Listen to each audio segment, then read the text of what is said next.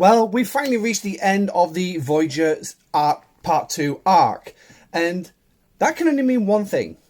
Yes, it's time to grade it. I'm Admiral Pegasus, and this is Star Trek Fleet Command.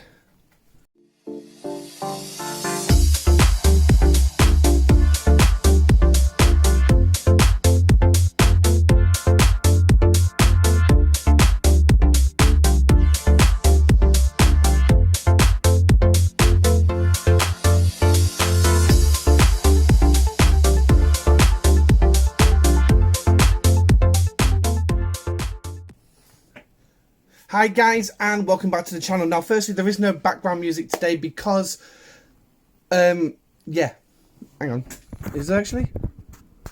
No, I've definitely turned it off. So yeah, there'll be no background music because I forgot to charge my tablet up, and the game music, unfortunately, I can't control its volume and it ends up being a bit too loud. But anyway, jumping straight in, we're going to start with the officers, and we have 3 officers this month. We have Catherine Janeway, Thomas Eugene Paris, and Forever Ensign Harry Kim. So 2 rares and an epic. Now these are going to form up the new PvE meta, and I'm not going to get too much into depth of them like I normally do. I want to try and make this quick and easy. So Catherine Janeway has 2 abilities. A captain's ability is to basically increase your shield mitigation every time you take damage. So that's going to be a nice little boost. And her synergy is, regardless, is going to be 7%. Hence the numbers at the far side there. So, going to be a brilliant captain. Also, bringing in the new damage meta that we have, which we'll quickly mention in the features. But, yeah, as you can see, increasing Isolithic Damage by 10%. That's, like I said, the new piece of damage, which comes in and bypasses your standard mitigation altogether.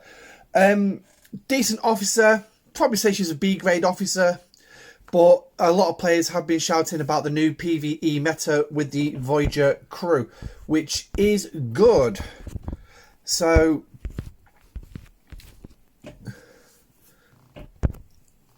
sorry, I just had to sort things out there because my Wi-Fi wasn't on. I'm at 98 shards, so yeah, not too bad. Event store, I can see me getting Janeway for that extra Voyager crew. And now for some, there we go. Next up is Thomas Paris under the Voyager crew. He's a below deck officer. Ideally, I think that's where a lot of people are finding a lot of benefit with him. And basically, it's because it's increasing your mitigation status, increasing armor, shield deflection, and dodge. But bear in mind, it's stat stacking, so bear that in mind. You can stick him on the bridge if you really want to, because he will increase your critical damage. However, you have to actually pray and hope you actually get that proc in. Maybe with Hugh below deck, you have that opportunity of it working. Now, we'll just say that these officers are aimed at PvE and not very effective in PvP, because they actually clearly state against non-player targets and armadas. Harry Kim, next up, Forever Ensign Harry Kim. Officer's ability increasing reputation gain. Now, I've heard of a lot of people putting Harry on the bridge for this particular feature. Put the Doctor below deck and you're looking at some pretty hefty reputation gains, especially for those in the high 40s and the 50s, aiming towards those billions and billions of reputation for your locks. Now, below deck is the ability that we was expecting to come with Neelix, but unfortunately we end up with Harry. Poor Harry, but I don't actually know where in the show he was actually anything to do with morale. So I don't remember him questioning anything to do with morale. But hey-ho, I'm not going to criticise too much, really.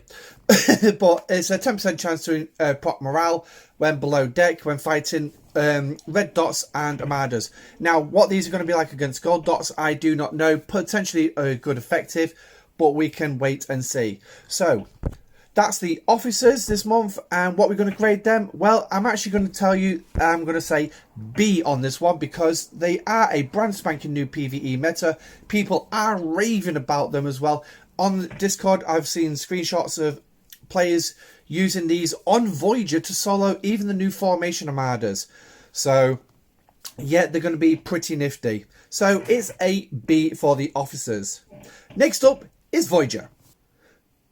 Okay, so here's Voyager, a new explorer added to the game. Thank God she's not a support ship, but she is a specialty ship. Yes, because she's designed to fight the new Delta Quadrant hostiles that we've also been given this month, increasing damage base of 50,000%. So basically she's going to be like a Stella of Adar, with the exception she's not going to be like the Stella because she's not going to need to be scrapped and rebuilt. So her stats are pretty not particularly too bad. DPI starts at 434 per round.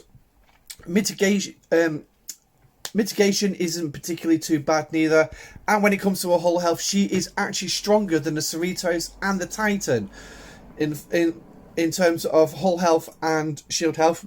However, she is a G4 Epic, just like the other two, but she is in no way a comparison to the Enterprise A, which stands at 13 million hull health. So yeah, won't quite put her up there. But she does come with a half a ton of research, which we'll quickly discuss in the feature section, because some of it actually does benefit the game. She is also a glorified miner. Yep. She has to mine a specific material called anomaly samples, which I can gain access to, because as you can see, I don't have the blueprints yet. Free-to-play sourcing as well this month, 100 days, gaining on the 24-hour clock if you wish to, or if you wish to go for the 22-hour clock, then you can do it in around about 96 days. Obviously, there was as well this month, which sadly now after the arc's finished is not available, was the chance to gain some Lobby crystals, which we got 12 in the battle pass, which I'll mention again in the event calendar, and we also had 38 in an event which has now disappeared because I've claimed, which basically added up to 50, and you gave you the opportunity to either unlock Harry for free or gain 50 shards of Voyager. I went for Voyager because as much as officers are forever, yes, officers are forever, I do actually want this, and I'm going to get at least a good couple of years out of playing with this ship. So it's definitely going to be worth me getting, because for me, it's got that quote-unquote long-term effect for a free-to-play player. Harry obviously was going to be another one, but you can also put the Voyager crew like Janeway, B'Elanna, and Harry on the ship as well. Go after those hostiles as well. Yeah. The downside to Voyager, in fact, there's a number of downsides. The first one is the cargo capacity. Baseline is 3,000. However, due to my research, I stand at 5,000. Wow. This is as bad as what the Mantis was when it first came out. Now, there is a refinery as well that goes with this. Check out my Discord where there are screenshots of the refinery. Also, yeah. It's a very convoluted loop it comes with. Yes, because you've got to go out, grind some skulls to come back to put in the refinery, or to begin with, just to get the blueprints.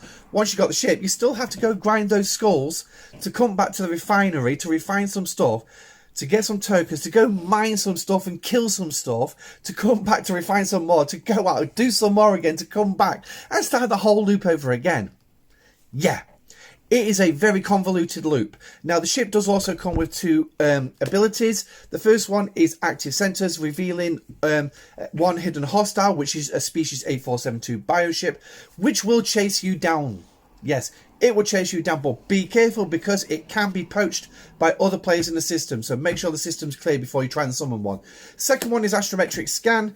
Basically, when you activate this, pick a player and it'll show you where their base is. Now, these abilities I will show you when I actually finally unlock Voyager and get going into it as well. So that's Voyager. I can't, in all honesty, give it, despite the fact it has a free-to-play path, I can't honestly give it a high score. It is a lovely looking ship, but the problem is the loop is so convoluted. It's been released as pathetically crap capacity-wise, considering it needs to mine, and from what I've seen, you only get a certain number of tokens to access these new mining systems in the Delta Quadrant. So yeah, I can't give it high. It's definitely going to be something that you can use within its niche, but yeah, long term, it's got some value, but in the immediate beginning, nah, sorry, I wouldn't say it has. I mean, you couldn't correct me if I'm wrong. If you are absolutely loving Voyager, please let me know in the comment section down below. Or better yet, come and join the live stream Tuesday night from 9:30 UK time. Obviously, an announcement will be made with your local time. But Voyager for me is going to be a C this month. Sorry guys, it is a C. So, right, next up is going to be features. Now, before we get onto the big feature, let's just talk about some of the other features that came in with Voyager. Starting off with the research, which you'll find in the Starships tree when we actually get there. There we go. And if you scroll all the way to the end, you will find Voyager starting off with high resolution imaging. But what you'll also find is you're going to find some extra abilities which for all ships. So here, increasing impulse speed. So starting off with 3 and boosting up to 12. Not really big numbers there. Dismantle tinkering, scrapping speed. So that's always going to be a benefit for if you're scrapping those 34s, those 26s when you get to Scrapyard 34. Also increasing damage dealt to armadas with specific faction ships. Yes, the faction ships. And remember, Voyager is not a faction ship, so she will not be affected by the faction-based research. And I think that's another problem we have with this.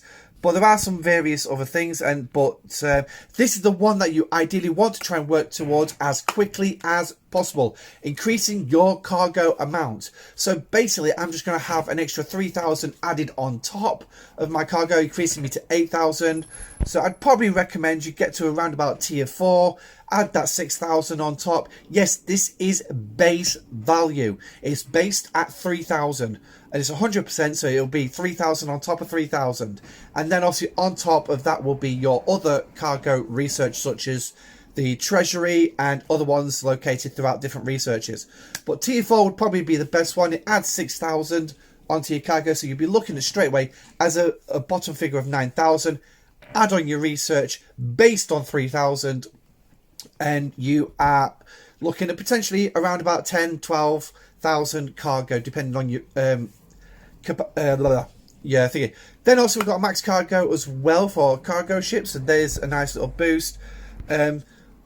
Extra rolls when it comes to the artifacts as well. Yay, we always could do with that. In common and rare anomaly sample refinery. So that's actually in the refinery, which we'll look at when we finally do get Voyager. But yeah, feature this not particularly too bad. So now there is actually, I forgot to quickly mention, there is another piece of research as well, which I probably would recommend that you work towards once you've done your cargo. Once you've done your cargo, is this one. This will gain you access to specific superhighways which have now been connected to the Delta Quadrant. So what we'll do is we'll quickly jump out to space. So many buttons you've got to press just to go anywhere, and then we'll fly up to the top of Federation space, and all these little red lines you see are the new superhighways. So basically in there, connected, and if you look at this, it says you've got to complete specific missions to unlock it. That research will unlock it as well. Now you also got all these new systems as well, adding the various warp ranges. Voyager does have a warp range increase research, which will boost its warp speed, so you can get to these additional systems as well. So a nice little bit of feature there added in. All these token systems, as you can see, are locked behind tokens. So sadly, you will need them, but you need Voyager first, and then you need to do the refinery. Yes, this is what I mean by a convoluted loop. So all in all, the Voyager research, I would definitely say, has a definite benefit for the game. So the Voyager research can be a B.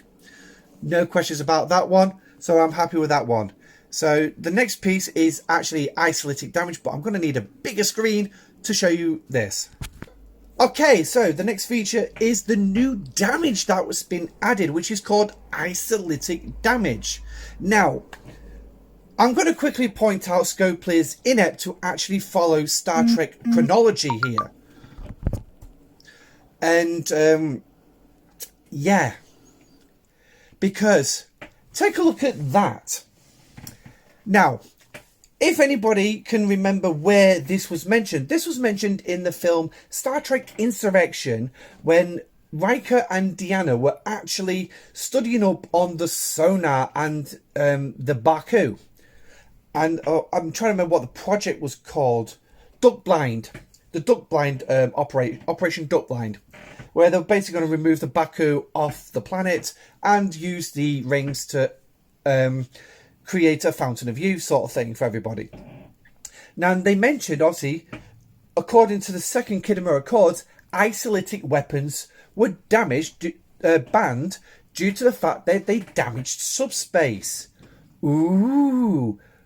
Yeah, Scopely have clearly not been following Star Trek canon, because now they've added isolytic damage. Now, this is a pretty nifty piece of a pretty new thing, and it's actually pretty decent as well. Because basically what it does, it completely bypasses mitigation.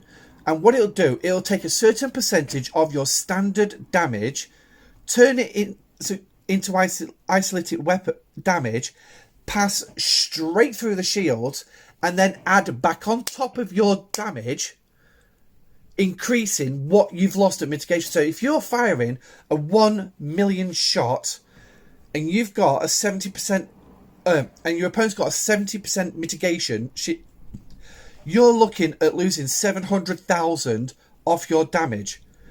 But if your isolytic is 10% with Janeway, that's 100,000 damage. So you've immediately lost 700,000 here on the mitigation. So only 300,000 is getting to the shields. Then you add the isolytic on top. So now you're at 4,000 hitting the shields. And then obviously it's subject to the 80-20. So you lose 80% into the shield. So basically you're going to lose 300,000 into the shields, and 1,000 will get through to the hull. Yee! Are you following? We did it in a live stream where we actually looked at it. But again, I will do a video explaining it a little bit more as well when I remember to do it, because I keep forgetting to do this one. But yeah, so isolated damage, a nice piece of damage, and I do think it's got a lot of benefits for the game. Downside is when it comes into PvP, it can be a bit of a pain in the ass. But that's if people got the research. Now, obviously, I've actually gone into my gallery here to show you this, but we'll jump back into game where I'll show you where some research is for it. And of course, we've got to go back into the base, and yes, I've got Tritanium because I'm struggling with my Tritanium reserves at current.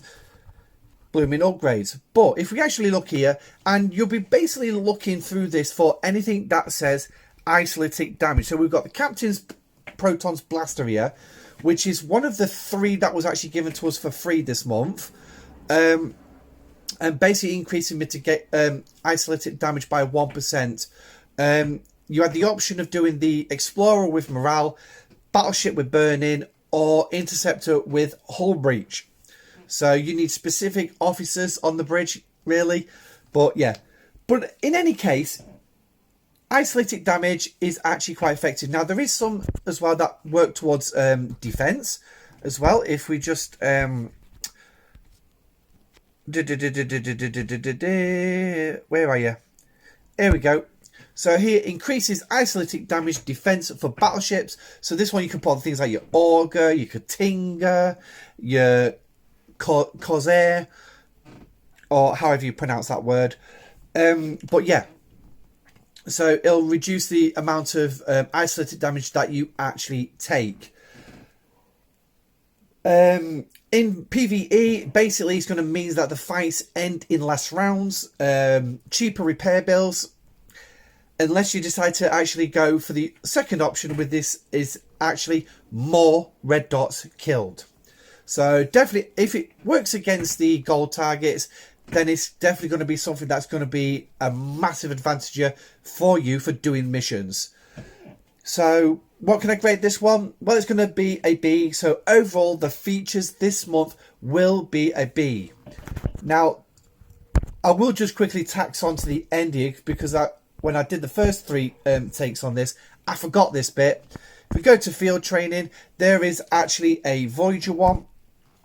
Got to build Voyager just to start it off, but you can start sort of like do other little things. You've got like defeat hostiles, which is easy to do while you grind in Voyager. Use the abilities, defeat the bioships if you're lucky. Mine some anomaly samples. So you got Delta Quadrant hostiles, and you've got also these as, if I could just get it highlighted, is the tokens for some prime research. You got 1200 here based over 3. They are very difficult to actually get. As you see, I've got to destroy 6,000 hostiles before I can even get there. But then again, I've got to do the rest before I can even claim that one. Yay! But as well out of this, you're also going to get some shards towards the 3 officers as well. So, yeah, nice little thing. As well, this common signal insignia is another thing added to the game. So, features in all, and I will even put this in there. It's nice the fact they've give us this and a chance to go for the primes. And you know what? I'm not going to bat it down no weather, but I will just stick it at a B with the features. So, next up is the event calendar, and we're going to start with the Battle Pass this month. It's been a pretty reasonable Battle Pass. I won't exactly say it's been one of the best Battle Passes I've seen, but we have got Officer Shards, and obviously we've got these Lobby Crystals. It was nice that these were on the free-to-play line rather than in the pay one, which basically meant an active grind for the Lobby Crystals for all free-to-play, for all players, including those who do not want to spend a dime in the game. We've also, if you actually looked at actually buying the £20 Battle Pass, you can get some replicator rations and some quantum communicators. I believe you got some along the free play line as well. Yeah, some independent credits as well thrown out there. Yeah, can't really say much more than that. The events this month were pretty bog standard, pretty repetitive. Yeah. They did try to go with some new stuff this month, which is the new Directive 010 event, which is basically 4 separate PvP events spread 6 hours apart. Well, they start 6 hours apart. Last 90 minutes, you could only go for one. Now, that could cause a slight problem if it falls while you're asleep or you're at work, you're stuck at work and can't get to your phone. That could cause a massive problem for some players, and I don't know if it actually did. I would imagine it did. If it weren't for the fact that I'm a full-time carer at home with my partner and my 3-year-old son, I would have been at work, which basically meant 3 for me would have been completely out of the question. Out of the question. The midnight one, because obviously for me they started at 6 p.m.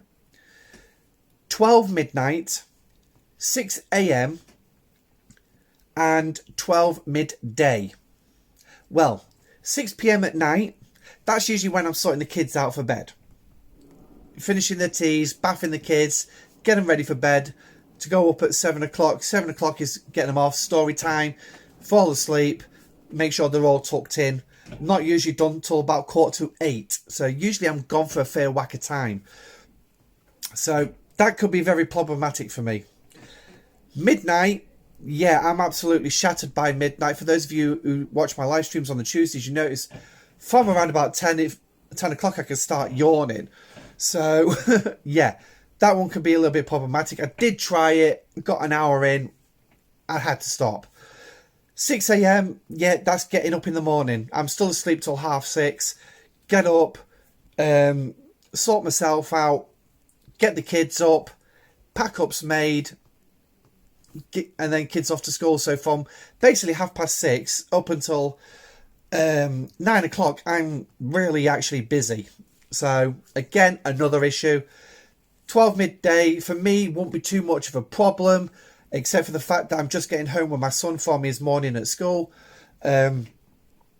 Yeah, and then making his dinner, so I've lost time there before I can actually get into it. So it can be a problem. It's a good idea, don't get me wrong. It was a good idea, but for some people it could be a particular problem. Now, another thing part of Directive 010 was base humping. For the first 2 runs of it, they actually did, which was on...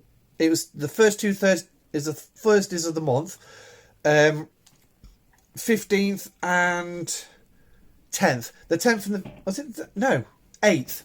8th and the 15th. They allowed base humping. Yes, something that we found in incursions. And they'd been told not a good idea to allow that because it's basically abusing the system. But they finally got it through the thick skulls and took it out for the 21st. So which means you actually had to go hunting. Yay! Not a lot of players have time to do that unless they're specifically PvP orientated and they have plenty of time. Then again, some players didn't have time to recall their ships in time. But anyway, I still managed to do at least one on each 3, so that wasn't too bad. But luckily it tied into, well, not luckily, it tied into an SLB, but luckily in that there was actually a PvE direction to also grind out an SLB win. Also, though, it was tied into a storylines event, which we're going to quickly come on to, the storylines. Again, that had PvE centered around it as well, but Directive 010 actually tied into it as well. So, nice attempt, but yeah, I'm not particularly a big fan of that one. Let me know in the comment section if you disagree. Storylines event. Yeah, we had a number of SMSs to actually do to complete this event. And as you can see by the scoring metrics, 1 point for every SMS, 1 point for just literally scoring in, just getting a place in the leaderboard. At current, there is an Alliance leaderboard, which currently goes all the way down to 400. So if you just say for the SLB purposes, all you have to do is just get within that 400 and you're golden. Obviously, SLBs would have been a lot bigger to allow more players to enter. For those who are in small alliances, inactive alliances, or basically not in an alliance, Scopely did have to put an extra event in because there was an AMS as well, which obviously those players couldn't do. So it's nice of Scopely to actually do that. This gave you the 38 Lobby Crystals I've already mentioned, which you went to either get the 50 Shards of Voyager or the full unlock of Harry Kim. So that was particularly nice. As I said, events were pretty repetitive. Yeah, like the idea they tried to try something new, but ultimately I wasn't a big fan whatsoever. Yeah. I'd have to say C for this one, for the events, unfortunately. I can't logically give it a higher grade. I mean, yes, a lot of players could participate, and the rewards, well, from what I was seeing, weren't too bad. I mean, the trivia was nice as well. It was nice to actually have some trivia. But, to be honest, the big letdown for the event calendar rolls into the next title. Communications! Yes, Communications was not particularly the best this month, but then again, when is Communications actually any good from Scopely? Even Rev Juice had to quickly throw some announcements out. In fact, he was far more communicative with the players and letting them know what was going on than Scopely was. The most we actually heard from Scopely is when there was having problems with the Amazon servers to actually, let players know we're having issues. It's being looked into by both Amazon and ourselves. So, luckily, a compo chest was rolled out to the affected servers, which, surprise, surprise, were all US servers. So, yeah, com's not particularly that good. Now, I will say as well that the missions, the way the Arcana did it this month, yeah. Sorry, I don't like that format whatsoever. It was very difficult to keep up with the storyline. They were supposed to be tied in with the events. That's pretty much all was mentioned, but there was no dates on when the missions would actually drop. What events they was actually going to tie into? No, nothing. And it turned out 1 to 5 was dropped individually every 2 to 3 days. 4, I think, was the biggest window. And then suddenly we got 6 to 10 in one big go. Like, really? And if these were meant to tie into events, what events are they meant to tie us?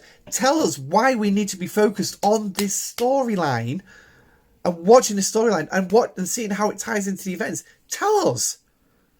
But then again, I think that's too much to ask, isn't it? It's too much for ask for Scopely to actually level with the players and actually You know, be open, tell us. Or better yet, if you really can't get the time to do it, send the information to the content creators and let them disseminate information.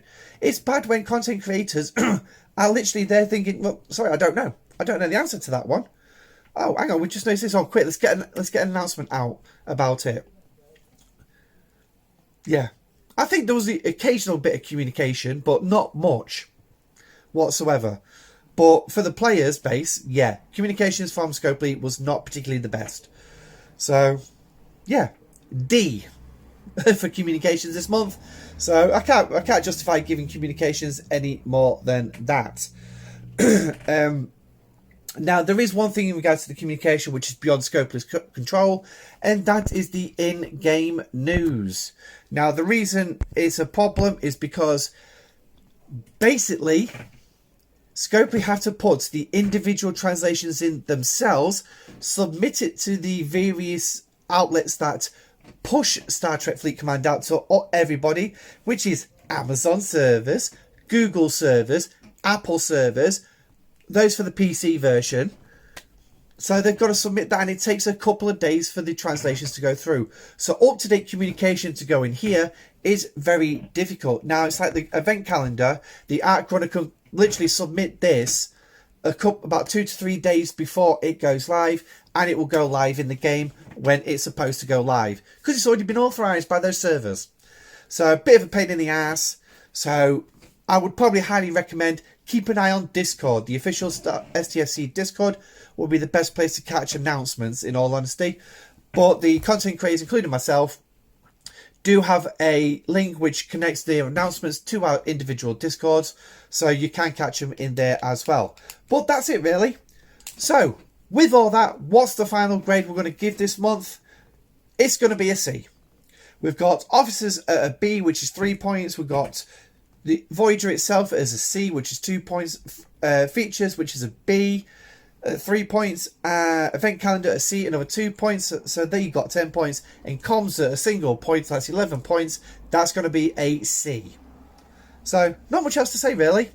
That's it for the today's show and grading. Please let me know if you agree with me on my grading analysis in comparison to what you believe. Yeah, just drop in the comment section down below. Also, don't forget to join the Discord. The link is in the description down below, along with 2 links for donations should you wish to donate to the channel. All donations are greatly appreciated, so please, if you feel free, thank you very much.